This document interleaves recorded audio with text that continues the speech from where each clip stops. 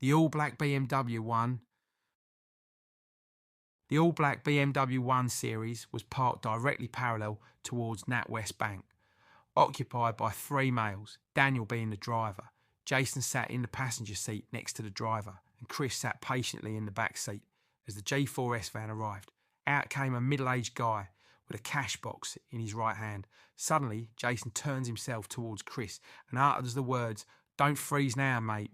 Then Daniel, in the driver's seat, says to Jason and Chris, "Are you guys ready?" And before Daniel can even finish his sentence, Chris says out loud, "I was born ready, fam." Then Jason pulls down his balaclava and tightened his Nike Tech fleece hooded sweater and steps out of the stolen all-black BMW 1 Series coupe. Chris follows behind, and the two men begin walking towards the middle-aged man, with what they assume to be the jackpot inside the dark grey cash box. As they proceed to get closer and closer, Jason and Chris can see that their opportunity is getting closer to the door of the NatWest Bank, and they have no choice but to make their move as quick as possible. Chris feels sweat dripping from his forehead and the feeling of damp underneath his hoodie as he looks to the corner of his eyes and sees a pedestrian that could potentially become a hero to try and save the day. Jason then leaps in with a jumping headlock and throws the G4S worker to the ground. Chris then steps in and sends a lethal kick towards the stomach of the man, while Jason calmly picks up the cash box and makes way towards the stolen BMW. Various screams are heard by female civilians, and many cars driving by pull up to have a ringside seat of the action.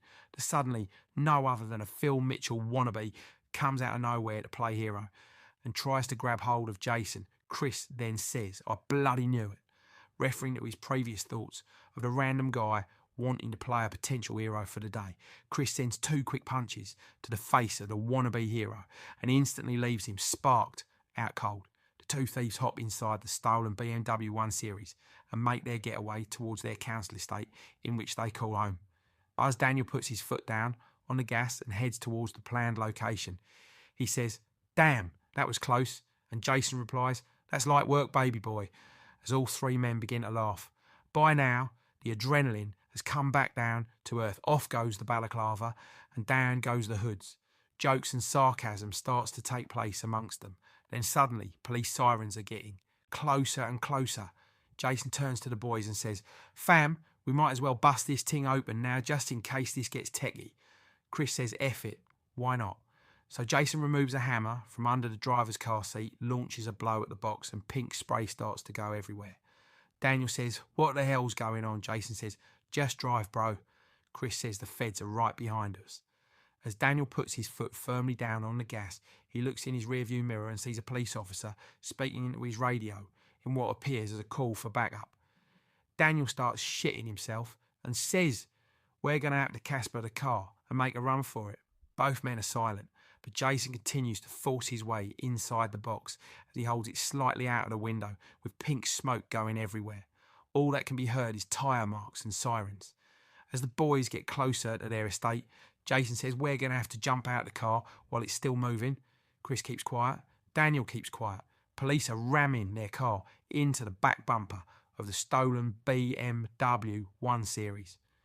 "Do it, fam, do it," shouts Chris, implying for Daniel to get a good distance away from the police car, for the men to make their move and jump out the BMW 1 Series.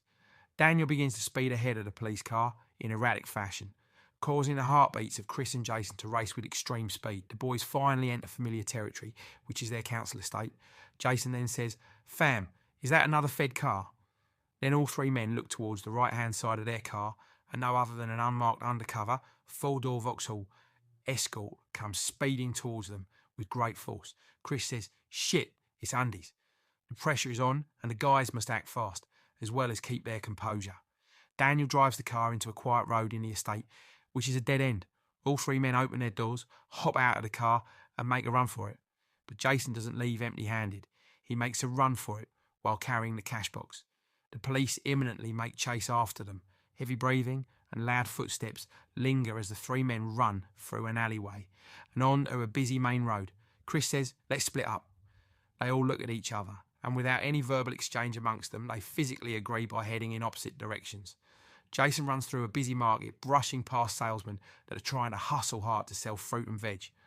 Rule number 1, never ever look back when running away from someone.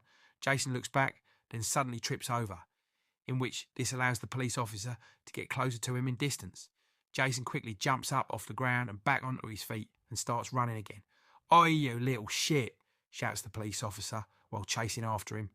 Jason then does the unthinkable and grabs hold of 2 apples from a fruit and veg stall and launches an apple towards the direction of the police officer, as if he's throwing a Pokeball at a Pokemon, and all you hear is "ah," which is a scream from the police officer, who then hits the deck and drops on the floor.